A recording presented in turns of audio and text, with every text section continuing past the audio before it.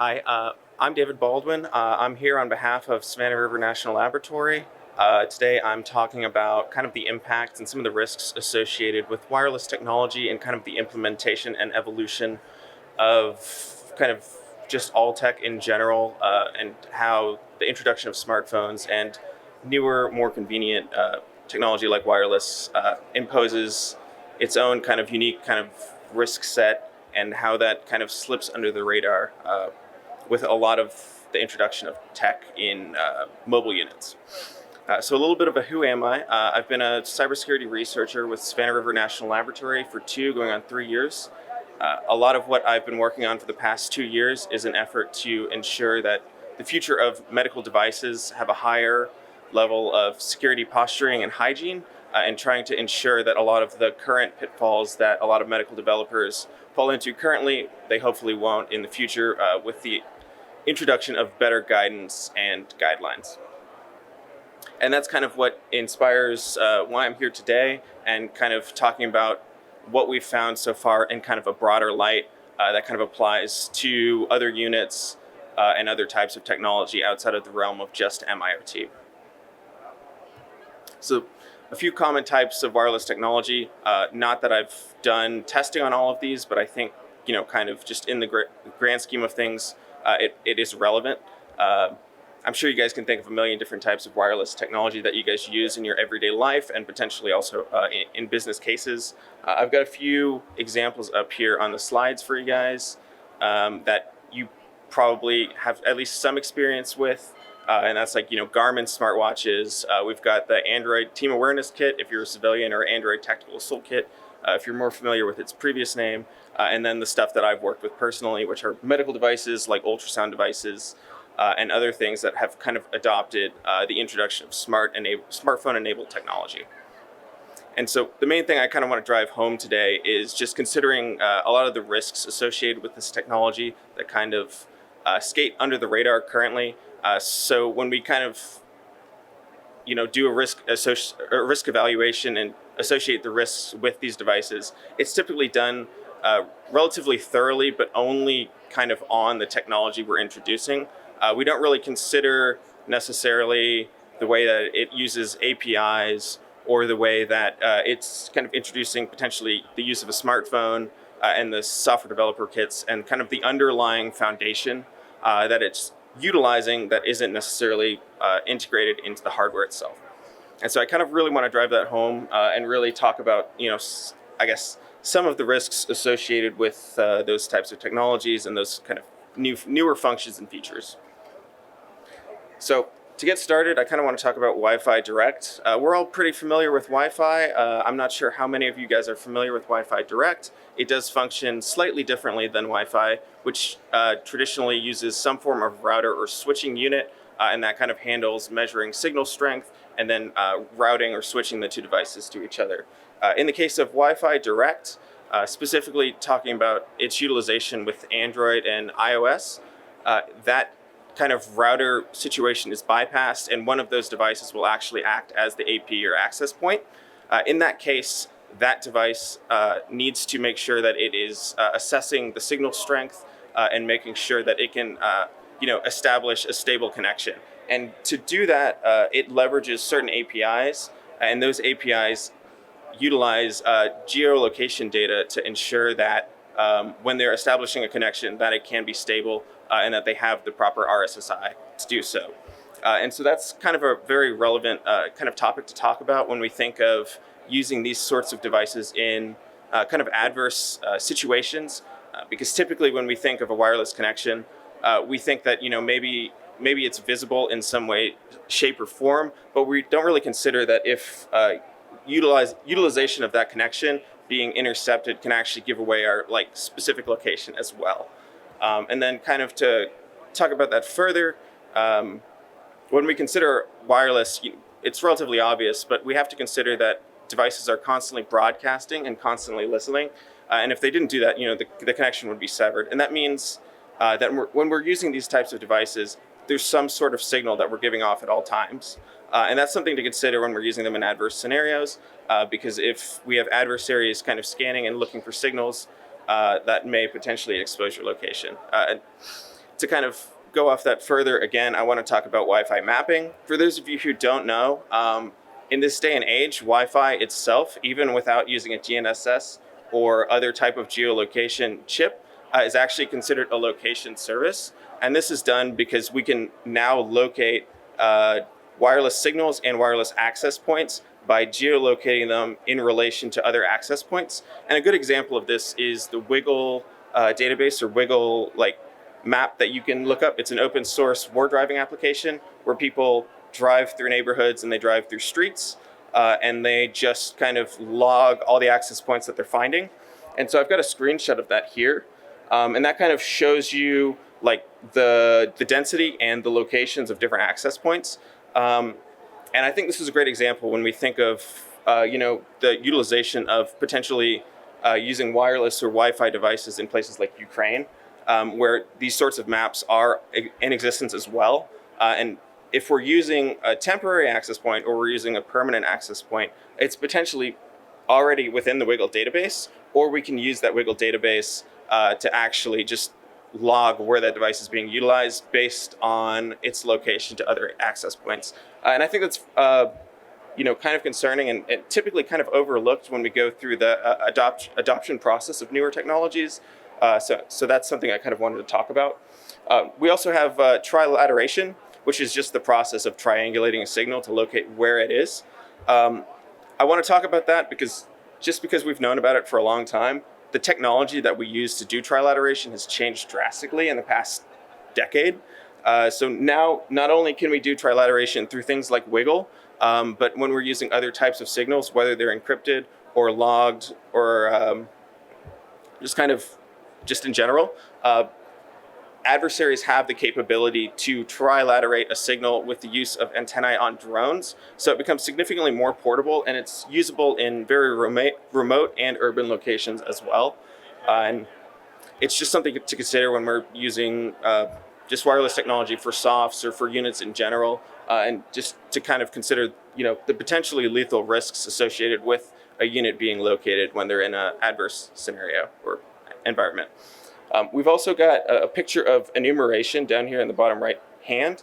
I did want to kind of talk about that as well, because people don't think about the fact that your smartphone, when it's broadcasting or receiving, it's typically in a enumerable state. And so there's a lot of potentially exposing information that you can find simply by enumerating a device that way as well. So before I continue, I do also kind of want to talk about the Savannah River National Laboratory, kind of plug us a little bit.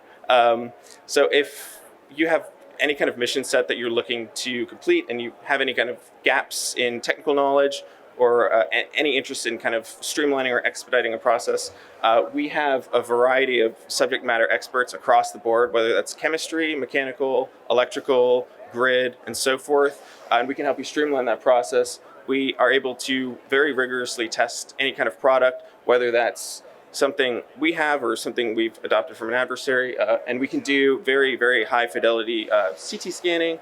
We could do thorough reverse engineering of both hardware, software, and firmware, as well as spectrum analysis, packet capture, and then from whatever we gather, we can relatively quickly turn around and give you a very detailed report and potentially also mitigation strategies if that's something that you're looking for.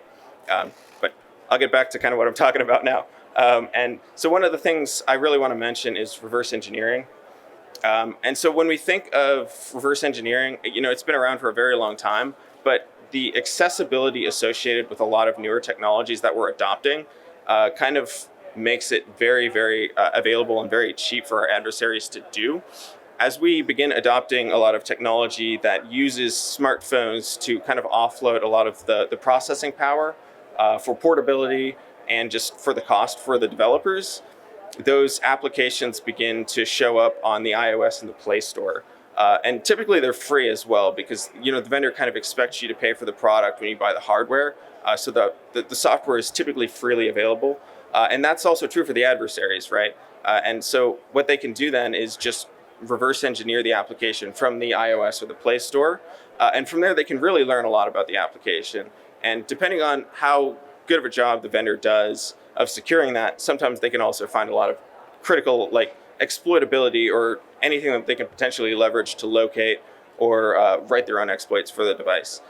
For those of you unfamiliar, the average Android application actually has somewhere between 6 and 8 vulnerabilities on it, and roughly 80% of most applications on the iOS or Google Play Store are made up 80% of software developer kits or SDKs. This means that kind of like the same general code is kind of broadcasted on applications kind of across the board.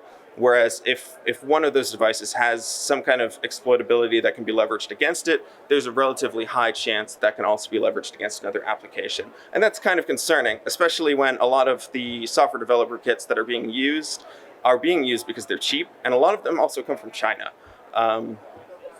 So that's just kind of something to think about. We kind of look at the supply chain of a lot of devices and things when we look to adopt them, but we don't necessarily look at the supply chain associated with software developer kits. And when you can learn such a vast amount about how the application functions and potentially its exploitability, I think that's just something I really wanted to draw attention to.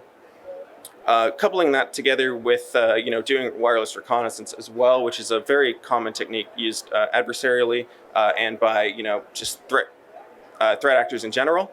When you combine the two together, it gives you a very high understanding of kind of how the device functions, how it handles its authentication, what type of encryption it's using, what kind of fingerprint the device has, what kind of hashing that fingerprint is utilizing, and also if the device is enumerable. And so I just kind of wanted to draw attention to that as well.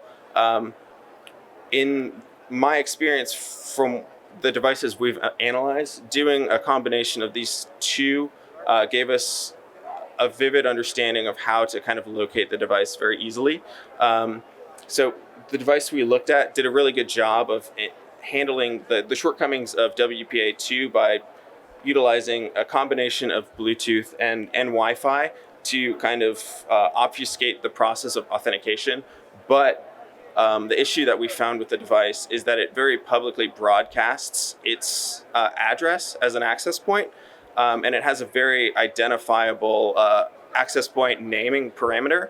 So if adversaries were able to catch on to the fact that that device is using that naming parameter and then use that in the field for doing wireless reconnaissance, it'd be relatively easy for them to find and locate the device based on its name. And so that's kind of what I wanted to talk about. I did want to leave a lot of time for questions and potentially follow-on discussions. We do have a lot of different lab folks here today that are excellent SMEs. Some of them are over there. But yes, that is kind of the gist of the presentation. Please let me know if you guys have any questions. I'm more than happy to take any questions while I have time, and I'm more than happy to have discussions with any of you guys after this if you'd like as well.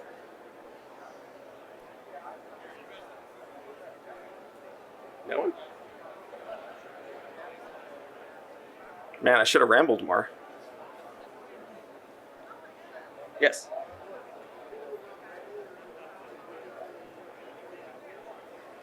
I'm sorry?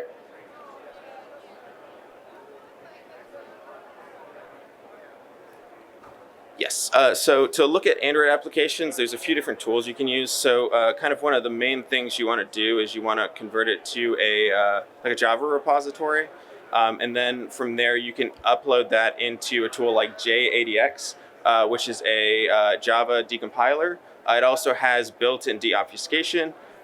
So if you want to look at a tool that's been obfuscated, it does a very, very good job of deobfuscating it and making it very, very easy to read by human eyes. There's also tools like MobSF, which is a mobile penetration testing framework, which can automate a lot of the process as well. So it'll highlight a lot of the different CWEs that it finds concerned with the programming. It'll highlight if it's using reflection, what kind of permissions it's utilizing, and kind of break it down in a very legible way, even if you're not a tech-savvy person.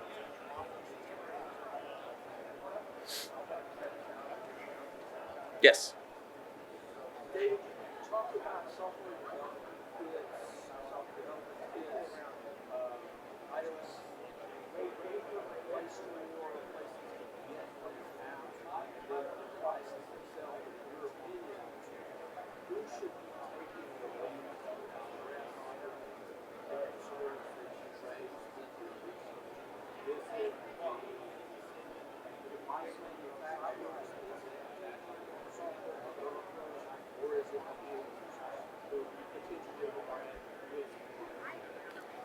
I mean, I think along every step of the way, people should consider the risks associated with it. I think better guidelines need to be put in place and better requirements. But I think it also needs to kind of be brought to the software developers' attention that a lot of these software developer kits are relatively unsecure, especially by default. Um, and they need to do a better job of not only vetting software developer kits before they utilize them, because a lot of them are almost like pseudo malware and spyware, but also in making sure that they're hardening the application and the code that they're utilizing from those kits as well.